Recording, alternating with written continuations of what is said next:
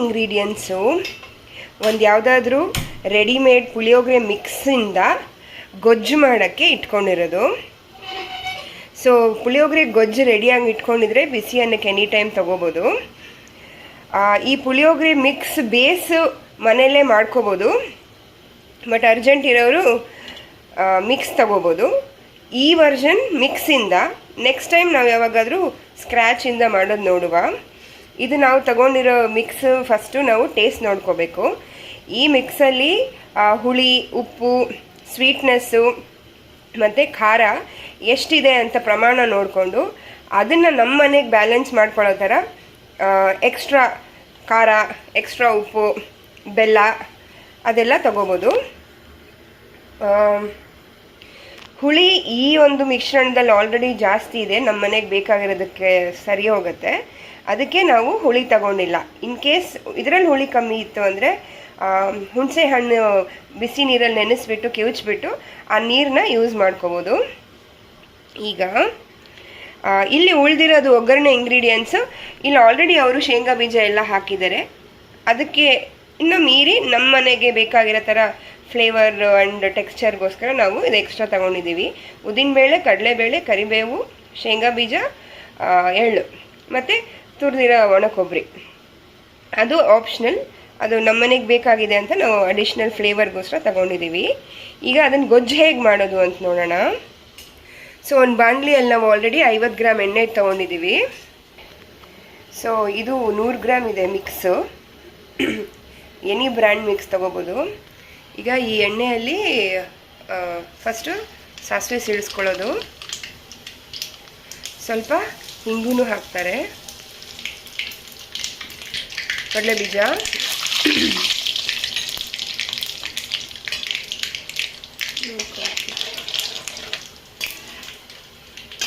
ಇದೊಂದು ಅರ್ಧ ಫ್ರೈ ಆದಮೇಲೆ ಕಡಲೆಬೇಳೆ,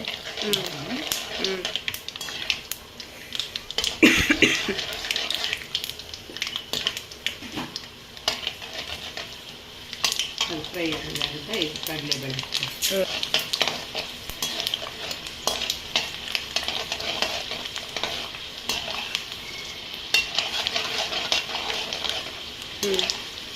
ಇದು ಒಂದು ಅರ್ಧ ಫ್ರೈ ಆಗಿದೆ. ಉದ್ದಿನಬೇಳೆ ಹಾಕ್ತಾ ಇದ್ದೀನಿ. ಈಗ ಉದ್ದಿನಬೇಳೆ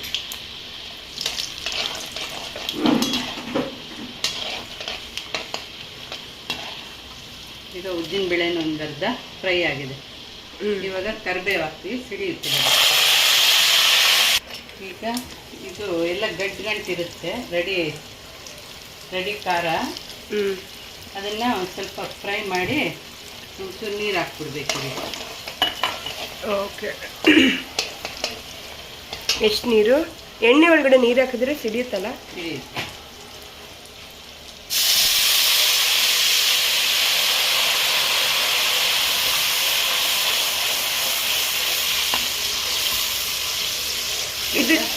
ಇದು ನೀರು ಹಾಕಿದ್ರೆ ಗೊಜ್ಜು ಜಾಸ್ತಿ ದಿನ ಇರುತ್ತಾ? ಹಾಂ, ಇವಾಗ ನಾವು ಕಿಡ್ತಿರೋದು ಹುಳಿ ಇರುತ್ತೆ ತಾನೆ. ಸೊ ಹುಳಿ ನೀರು ಕುದಿಯುತ್ತೆ. ಸೊ ಅದೇ ಥರ ಇದು. ಓಕೆ,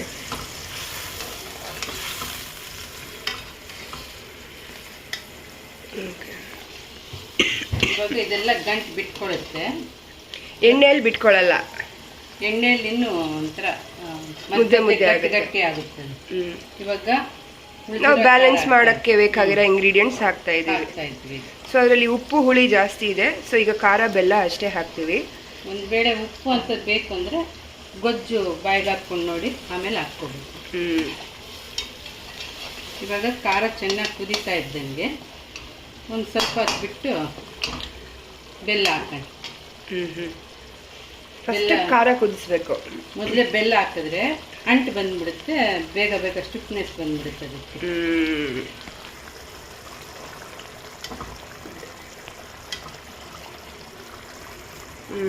ಈಗ ಎಳ್ಳು ಹಾಕಿದ್ದೀನಿ. ಇದೆಲ್ಲ ಜಸ್ಟ್ ನಮ್ಮ ಟಾಪಿಂಗ್ ರಿಕ್ವೈರ್ಮೆಂಟ್ಸು, ಬಟ್ ನೀಡಿಲ್ಲ. ಇನ್ ಕೇಸ್ ಅರ್ಜೆಂಟಾಗಿ ಮಾಡಂಗಿದ್ರೆ ಇಲ್ಲ, ಫ್ಲೇವರ್ಗೋಸ್ಕರ ಮಾಡಬೇಕು. ಪುಳಿಯೋಗರೆ ಅಂದರೆ ಆ ಎಳ್ಳಿದ್ರೇ ಚೆಂದ. ಈಗ ಬೆಲ್ಲ ಹಾಕ್ತಾ ಇದೆ, ಅದೆಲ್ಲ ಕುದಿ ಬರ್ತಾ ಇದೆ.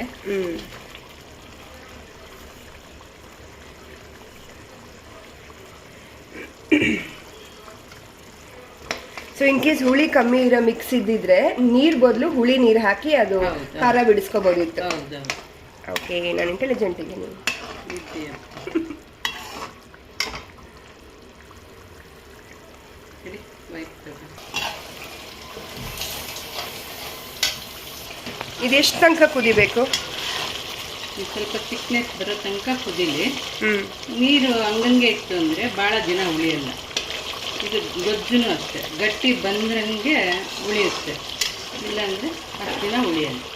ಹ್ಮ್ ಇದು ಬೇಕಿದ್ರೆ ಇವಾಗ 15 ದಿವಸ ಇಟ್ಟರು ಏನಾಗಲ್ಲ, ಚೆನ್ನಾಗಿ ಕುದ್ಮೇಲೆ ಫ್ರಿಜ್ಜಲ್ಲಿ ಇಡ್ಬೋದು. ಹೊರಗಡೆ ಅಂದರೆ ಒಂದು ವಾರ 5 ದಿವಸ ಇಡ್ಬೋದು. ಸೊ ನೀರಂಶ ಹೋಗೋ ತನಕ ಚೆನ್ನಾಗಿ ಕುದಿಬೇಕು. ಈಗ ಕೊಬ್ಬರಿ ಹಾಕ್ತಾ ಇದ್ದೀನಿ, ತುರಿದಿಟ್ಕೊಂಡಿರೋ ಕೊಬ್ಬರಿ. ಫ್ಲೇವರ್ಗೆ ಅಷ್ಟೇ ಇದು.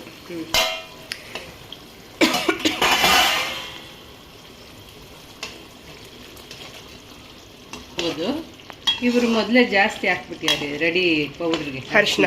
ಹ್ಞೂ, ನಾವು ಮನೇಲಿ ಮಾಡೋದಾದರೆ ಅರಿಶಿನ ಹಾಕ್ಕೋಬೇಕು. ಸೊ ಮನೇಲಿ ಮಾಡೋದು ಒಂದ್ಸತಿ ತೋರಿಸೋ.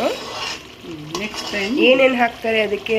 ಮಿಕ್ಸಲ್ಲಿರೋ ಐಟಮ್ಸ್ ನಾವು ಹುರ್ಕೊಂಡು ಹಾಕಬೇಕು. ಹಾಕ್ಬೇಕು. ಉದ್ದಿನಬೇಳೆ ಪುಡಿ, ಕಡಲೆಬೇಳೆ ಪುಡಿ, ಕೊಬ್ಬರಿ, ಎಳ್ಳು, ಹ್ಞೂ ಒಂಚೂರು ಚಕ್ಕೆ, ಹ್ಞೂ ಒಂಚೂರು ಜೀರಿಗೆ, ಅದೆಲ್ಲ ಪುಡಿ. ಧನಿಯಾ ಸ್ವಲ್ಪ ಫ್ರೈ ಮಾಡಿ ಹಾಕ್ಬೇಕು. ಅರಿಶಿನ ಕೊಂಬು ಹಾಕಿದ್ರೆ ತುಂಬ ಚೆನ್ನಾಗಿರುತ್ತೆ, ಅದ್ರ ಪುಡಿ ಮಾಡಿ. ಇಲ್ಲಾಂದರೆ ಅರಿಶಿನ ಹಾಕಬೇಕು. ನೋಡಿ, ಸ್ವಲ್ಪ ಥಿಕ್ನೆಸ್ ಬರ್ತಾ ಇದೆ. ಸೊ ಬೇಸಿಕಲಿ ಅದರಲ್ಲಿ ಎಷ್ಟೊಂದು ಜಾಸ್ತಿ ಎಣ್ಣೆ ಇರೋದು ಅನ್ನ ಕಲಸೋವಾಗ ಈಸಿ ಆಗಲಿ ಅಂತ. ಸೊ ಸ್ವಲ್ಪ ಎಣ್ಣೆ ಮುಂದೆ ಇರಬೇಕು, ಮುದ್ದೆ ಆಗ್ದಿರ ಬೆರೆಸ್ಲಿಕ್ಕೆ ಈಸಿ ಆಗುತ್ತೆ. ನಾವು ಉಪ್ಪು ಯೂಸ್ ಮಾಡಲಿಲ್ಲ, ಯಾಕಂದರೆ ಅದರಲ್ಲಿ ಉಪ್ಪು ಆಲ್ರೆಡಿ ಇದೆ. ಒಂದು ವೇಳೆ ಬೇಕಿದ್ದರೆ ಹಾಕ್ಕೋಬೇಕು.